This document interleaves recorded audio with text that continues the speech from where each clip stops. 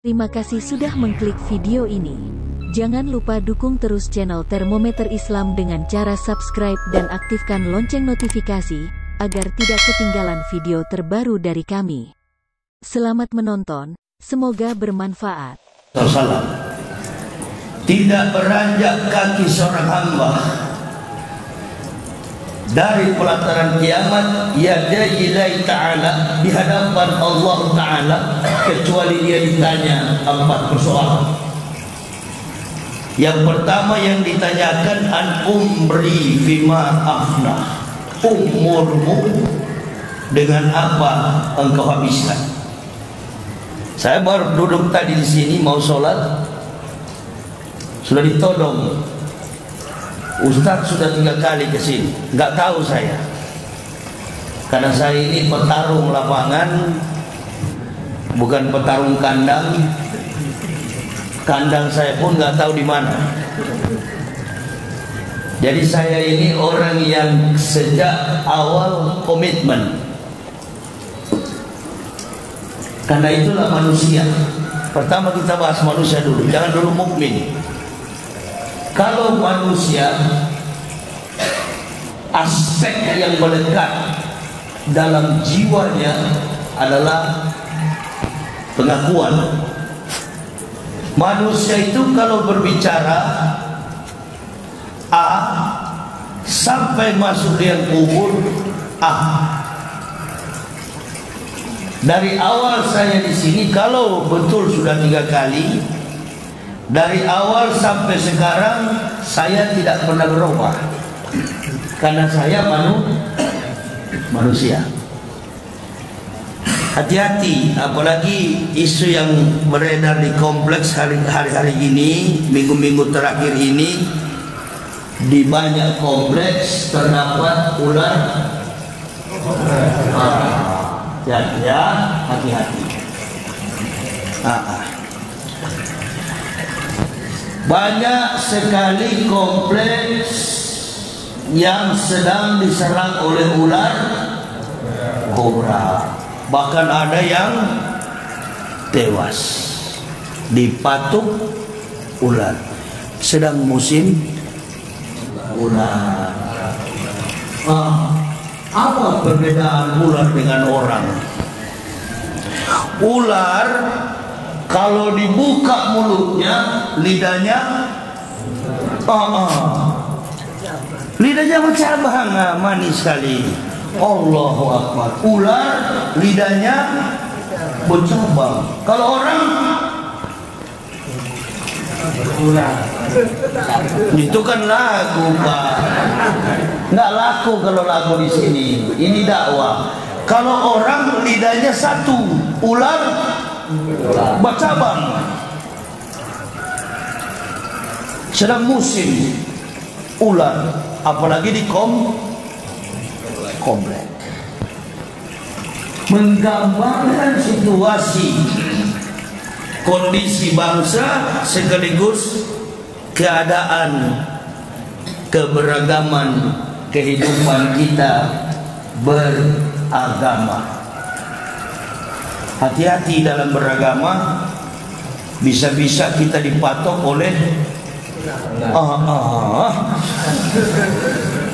dakwah itu bukan menceritakan yang sudah lewat, yang di depan dan sementara. Itu dakwah.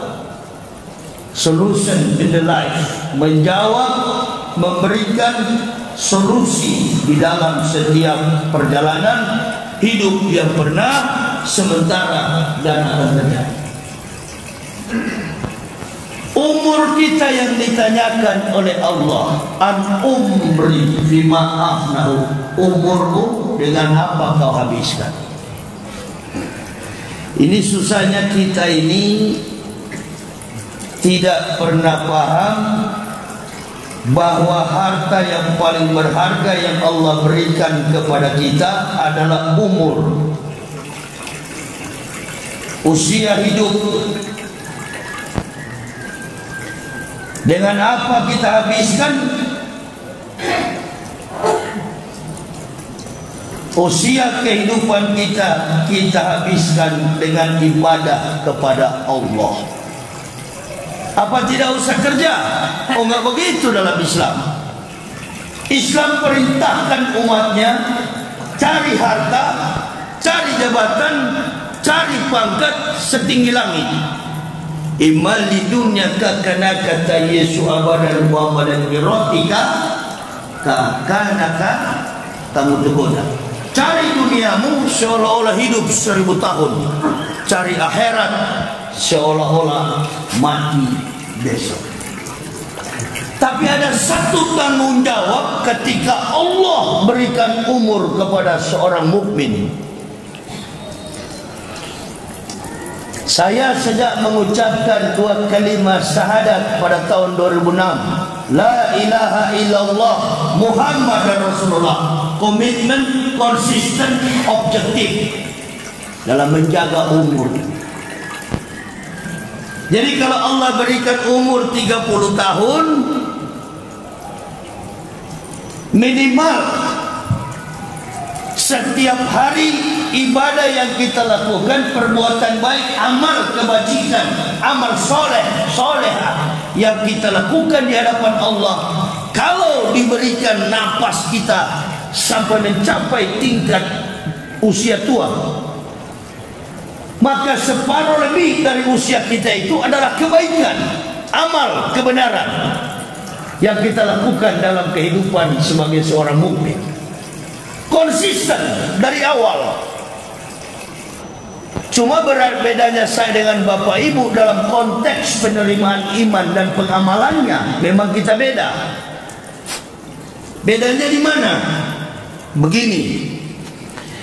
Ibu bapak ketika lahir sudah mengucapkan 2 kalimat syahadat. Fikorari makin disimpan ke dalam kantong rahim seorang ibu yang beriman. Saya juga disimpan ke dalam kantong rahim ibu saya yang tidak beriman. Tapi saya dalam kantong rahim ibu saya adalah fitrah.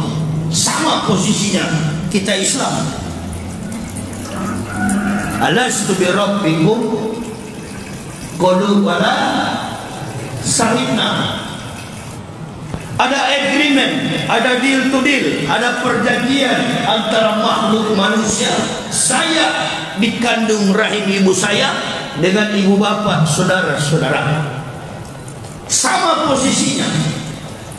Kita adalah fitrah. Kita adalah Islam. Kita mengaku di hadapan Allah akan menyembah kepadanya. Berarti posisi kita pada waktu itu sama, fitrah. Lalu Allah turunkan ayat, wa ma khalaqtul jinna wal insa illa liya'budun. Di sini kita berbeda. Tidaklah Allah menciptakan jin dan manusia kecuali sujud menyembah kepada Allah. Begitu saya lahir, begitu ibu bapak lahir, kondisi sosiologisnya beda. Saya lahir di tengah kompleksitas masyarakat pemeluk agama Kristen. Maka pada waktu saya lahir, kefitraan saya itu sirna, hilang. Ibu bapak tetap terpelihara. Berjalan seiring waktu, Allah memberikan hidayah. Setelah Allah berikan hidayah, pangkat jabatan yang melekat pada diri saya adalah seorang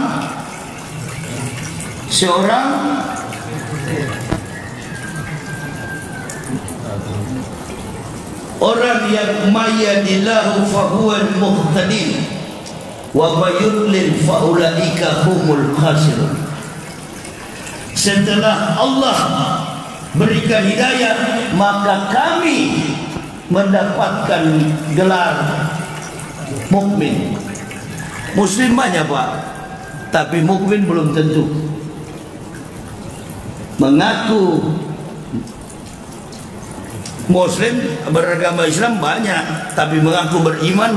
Makanya Buya Hamka bilang begini, kalau mau cari orang Islam, cari Muslim, tunggu Setiap tahun datanglah ke lapangan bola kaki pada momentum Idul Fitri, Idul Adha. Oh, itu muslim banyak, orang Islam banyak. Tapi kalau antum mau cari orang mukmin, hadirlah di setiap pengajian. Itu banyak. Sedikit. Jadi kalau muslim belum tentu mukmin, apalagi sekarang banyak sekali ular. Loh, itu lebih bahaya daripada kafir. Masya Allah. Ya ayuhan nabiyyu, wahai Muhammad, wahai Nabi, jahilil kufara wal munafikin waqlus alaihim wa ma wahum jahannamu wa bi'sal masir. Wahai Nabi, wahai Muhammad, perangilah orang-orang kufar, kafir, wal munafikin, dan munafik. Dulu saya anggap kafir itu munafik. Tidak. Al-Quran menjelaskan, ternyata munafik adalah golongan mengaku Islam tapi menghancurkan relevan dengan upaya kafir. Dari sebelum datang Nabi Muhammad, Nabi-Nabi sebelum beliau, sampai datangnya Rasulullah Muhammad SAW, umat dari akhir zaman, orang kafir tidak pernah berhenti mengganggu Islam. Pertarungan antara hak dan batil abadi. Nah, bagaimana supaya kafir menang? Karena dalam catatan historik, dalam hamparan sejarah sejarah, kafir tak pernah menang melawan Islam, baik dalam pergulatan perang fisik maupun dalam pertarungan argumen sains. Kalah. Bagaimana caranya supaya menang? Gunakan, pakai orang Islam untuk menghancurkan Islam. Makanya jangan heran, seiring dengan berkembangnya ular kobra di kompleks-kompleks, banyak juga, oh memang relevan, Allah memberikan kesaksian bagi alam, alam jadi cerita bagi kita. Nah, ini kalau pendakwa itu pandai membaca rekam jejak politik dalam konteks kekinian, itu dibutuhkan pendakwa seperti itu. Supaya apa? Mengajarkan umat Islam jangan seperti kerbau, mau ditarik kiri, tarik ke kanan.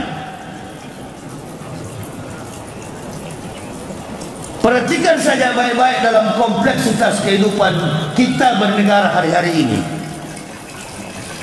Ini tidak bedanya dengan company, perusahaan, properti. Bagaimana kira-kira